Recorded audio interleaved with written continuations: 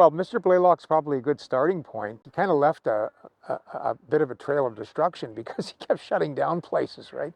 Or incorporating them into the large company which became the Consolidated Mining and Smelting Company in 1908. But he, of course, graduated to president of the company after many different executive positions, and he built the company up to basically a world renowned company of productions of metal. That made Trail a big city for a while. I mean, a big city in the sense that it probably had about 11,000 people at the time. And it kept building. It became the kind of metallurgical capital of the world, right? A mecca for miners and, early on prospectors, of course.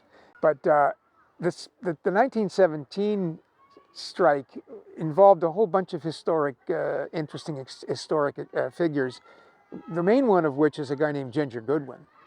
And Ginger had come along and become an active member in the smelter, and then an active trade unionist and an organizer, and he had revived the union, which had been around since the early 1900s but was moribund.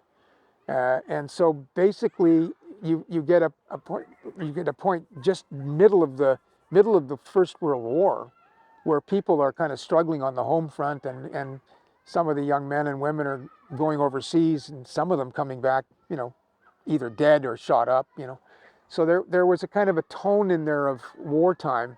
Well, it was wartime, right? And there was this struggle came in the middle of it, where Goodwin and other people in the union wanted to have shorter work hours. They wanted to have a better pay.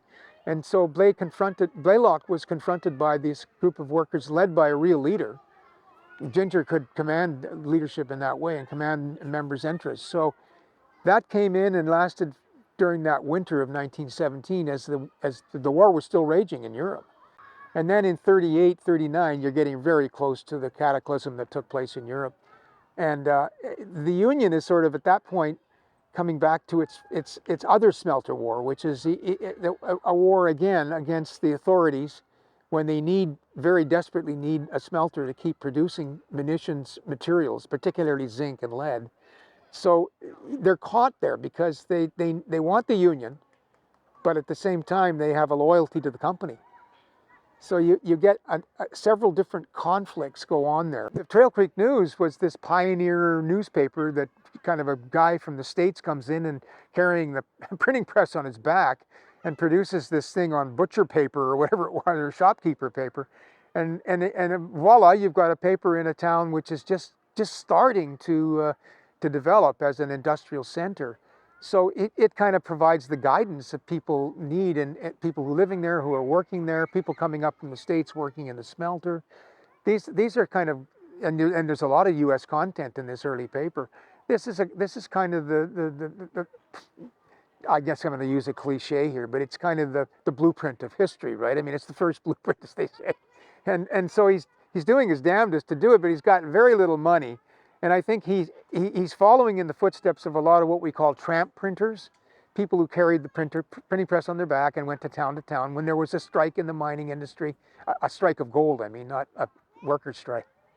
Develop a little newspaper, plunk it down for a few years, it folds up, the town burns down, move on to the next gold strike. This was going on in the 80s and 90s in this area, basically around the area I've just outlined. And so it had some influence in that sense that they were all kind of cribbing from each other, right? But they were all sort of saying, how did he do it? How did she do it? There weren't many she's. I tried to mention the ones that I could come across, but those early pioneer editors were learning from each other and kind of emulating each other in each subsequent paper they took on. So Grand Forks or Nelson or up the valley in New Denver.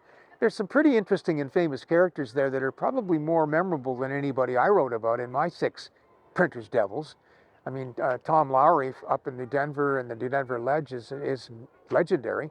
So is John Houston, who worked in the newspaper industry in Nelson, started it, really, became mayor and became an MLA. And so there's kind of an overlapping influence of attitude, sassiness, people cribbing from each other, but also kind of bad-mouthing each other. That jerk up in Roslyn, that the Roslyn record was this, and kind of complaining about each other and vying for the same audience, or similar audience. So I think in that sense, those areas were were all kind of fairly broadly covered in the book, because you could pick any town you wanted. And that's one of the things I thought was going to be helpful for other people in writing about it, was you pick your own hometown. Pick your own hometown and relate when you're reading this. Just substitute the names, because probably pretty much it's the same story.